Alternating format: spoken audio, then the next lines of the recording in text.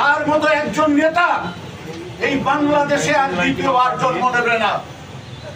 1974-75 সালে মানুষ যখন অনাহারে রাস্তায় মৃত্যুবরণ করছে, দাফন করবার মতো কাপড় নাই, মানুষের পরনের জন্য কাপড় কিনতে হতো টিসিবির কাছ থেকে। যাদের একটু বয়স হয়েছে তারা জানেন, মানুষকে দাফন করতে হতো কলার পাতায় পেঁচিয়ে। ঠিক সেই মুহূর্তে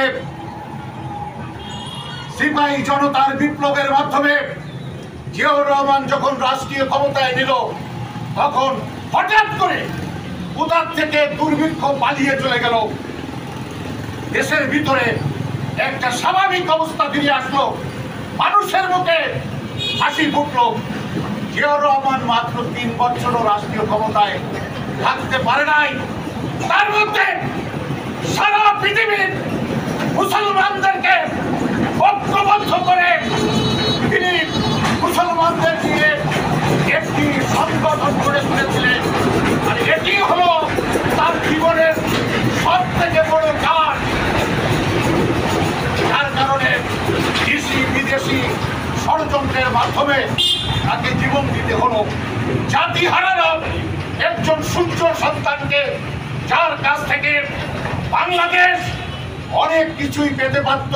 প্রিয় ভাইয়ের আমার, কিন্তু তার অনুসারী হয়ে, তার দলের কর্মী হয়ে তারা যাকে এইভাবে তাকে যারা নির্মমভাবে হত্যা করলো, আমরা তাদের আজও বিচার করতে পারি নাই। তাই আজকে আমাদের মধ্যে দাবি উঠতে হবে, স্লোগান উঠতে হবে। সেদিন যারা জিয়াউর রহমানকে হত্যা করেছিল তাদের খুঁজে বের করে তদন্তের মাধ্যমে তাদের বিরুদ্ধে আইনগত ব্যবস্থা নিয়ে ওই ফাঁসির দড়িতে ঝুলাতে হবে। এটাই হবে জিয়াউর রহমানের 40তম মৃত্যু দিবসে, 44তম মৃত্যু দিবসে আমাদের একমাত্র শপথ। প্রিয় ভাইয়ের আমার, আমরা এই দিনটিকে উদযাপন করবার জন্য আমরা যারা সাবেক নেতৃবৃন্দ তারা 4 দিন ব্যাপী কর্মসূচি গ্রহণ করেছি।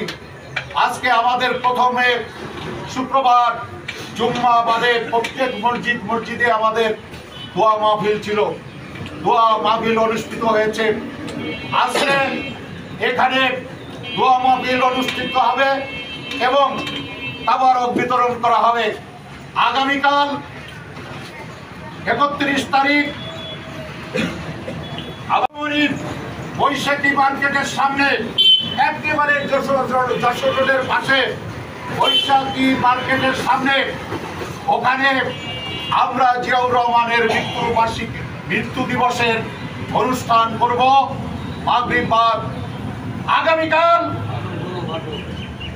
আগামীকাল জোহরবাদ যোগীপুর ইউনিয়নের 8 নম্বর 9 নম্বর ওয়ার্ডের উদ্যোগে যোগীপুর রেলগেট মসজিদের সামনে, ওখানে আমাদের একটা অফিস আছে, আমাদের আমজাদ ভাই বাড়ির পাশে ওই অফিসটি অনুষ্ঠিত